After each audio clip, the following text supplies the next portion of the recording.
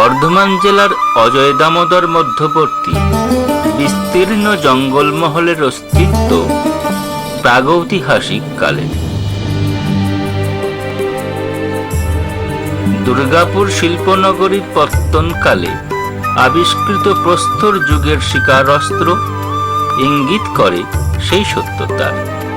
পরবর্তী তাম্রপ্রস্তর, মধ্যযুগ, মুঘল যুগ পেরিয়ে ব্রিটিশ সময়কালে 1855 থেকে বর্ধমান জেলার জঙ্গলমহলে আদিবাসী সাঁওতাল মানুষদের বন কেটে বসত।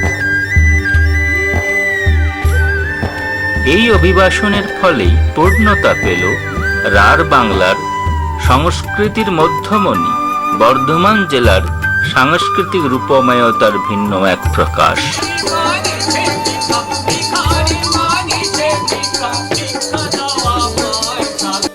মুসলমানি ফকিরি সত্যপীর মানিক পীরের পাশাপাশি হিন্দু বোলান বাউলের সুর ছন্দের সাথে টুসু ভাদুর পাশে স্থান করে নিল বাঁধনা করম সারেং। সাংস্কৃতিক সংযুক্তির পাশাপাশি সাঁওতাল সমাজের আগমন পাল্টে দিল বর্ধমান জেলার জঙ্গলমহলের ভূমি চরিত্রটিকে। অসীম পেশি শক্তির অধিকারী এই বাস্তুচ্যুত মানুষগুলি শুধুমাত্র ক্ষুধার অন্ন সংস্থানের প্রয়োজনে ঘন জঙ্গল কেটে বড় বড় অনুর্বর কাঁকুড়ে চাট্টান সরিয়ে গোটা জঙ্গলমহল জুড়ে গড়ে তুলল বিস্তীর্ণ কৃষিক্ষেত্র।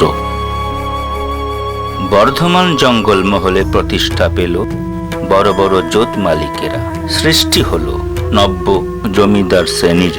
এইভাবে যেমন ছোট ছোট জোত মালিক জোতদারদের বড় বড় জোতের মালিকানা পেয়ে উদ্ভব হলো জঙ্গলমহলের জমিদারি প্রথার, তেমনি বর্ধমান জঙ্গলমহলের সামাজিক চরিত্রটি রূপ পেল চরম অসাম্যের। একদিকে জমিদার শ্রেণীর অতি স্বাচ্ছন্দ্যপূর্ণ উদ্বৃত্ত সুখের জীবন, আর অন্যদিকে গোটা আদিবাসী সমাজে অনাহার, অত্যাচার, নিপীড়ন সয়ে নির্বাক প্রতিবাদহীন অসহায় মৃত্যুর নিদান।